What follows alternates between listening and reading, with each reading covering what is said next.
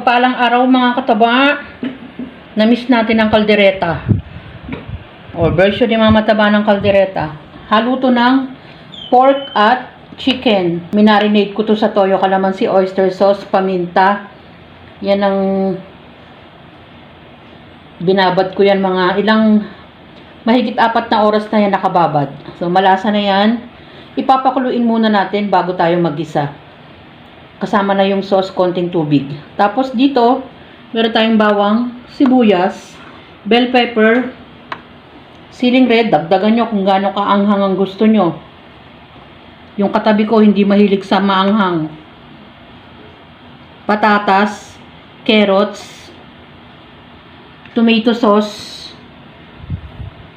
cheese, liver spread, green peas, tomato paste. Pwede kayong maglagay ng garban sauce, mga kataba, kung gusto nyong may garban sauce. Yan, natuluan na to ng ating toyo. Pwede na lang isa lang to, pakuluan muna natin. Nilagay ko na yung bawang, sibuyas, habang pinagpapahinga natin yung ating chicken. I-light brown lang natin siya ng kaunti.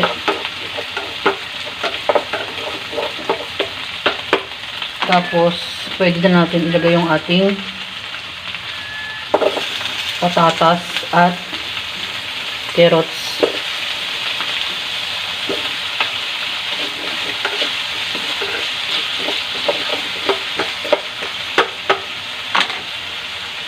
Tapos yung ating pinagkuluan, yan.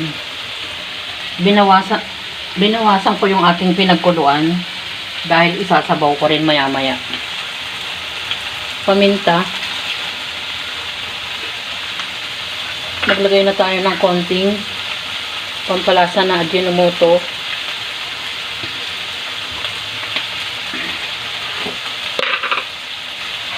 Konting salt. Dahil meron tong sugar. Na tayo ng liver spread.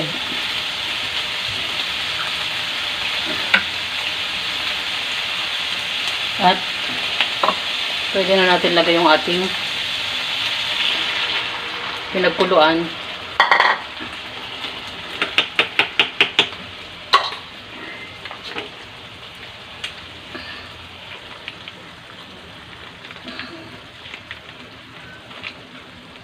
Tomato sauce. Oh, nabitawan ko yung ating tomato paste. Susunod na lang natin. Yan.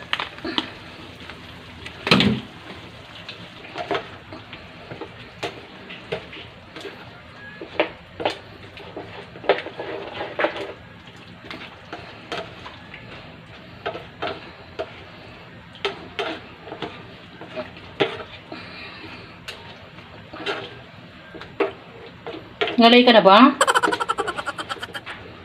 Ngalay ka na? Tatagalan ko to. Ngalay ka na, hindi.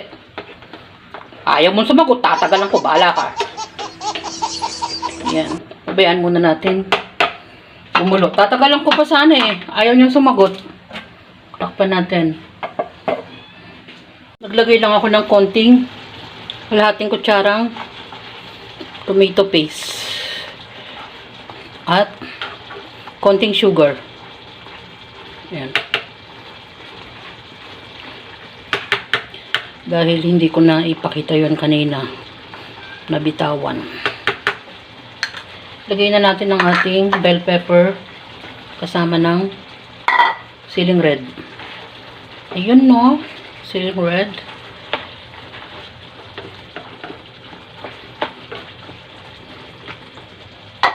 Pampagreen grass of home. Green peas. Sabi ko naman kung gusto nyo may garban sauce, pwede rin. Yan. Naku na naman, ang kanin na naman. Paano na? Yan. Halos lumalapot na. Nagdagdag kasi ako ng liver spread. Dahil parang malabnaw at kasama ng nagdagdag din ako ng tomato sauce. Dahil tingin ko ay malabnaw. Tikman natin. Pagkasarap naman eh. Siyang tunay. Kung hindi lang maano yung anak ko sa maanghang, dadagdagan ko pang sili to eh. Halos luto na to. Matagal-tagal na rin tayong hindi nakapagluto ng ating kaldereta. Mix naman to ng pork and chicken. Alam nyo ba mga kataba kung bakit ako nagmi-mix ng pork at chicken? Mas malasa. Lalo na yung ating pinagsabawan. Kaya nagkakaroon tayo ng mix ng meat. Ganyan ang ginagawa ni Mama Taba. At yun namang sari-saring ingredients, mas maganda pag kumpleto yung ingredients natin. Mas masarap yung pagkain. Minsan naman nagdidiskartehan natin. Depende din sa ating mga nagluluto. Ang importante, masarap mga kataba. Tulad ng ating kaldereta, binabad muna natin ang ating meat bago natin iginisa sa mga sari-saring ingredients. At nakakatulong din ang ating liver spread. Yan ang ating masarap na kaldereta. Alam nyo na kung sino-sinong mag-i-enjoy dito sa bahay. Anong masasabi mo naman?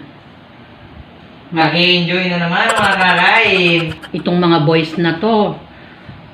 Enjoy, kumain, at maging masaya. Masaya talaga sila.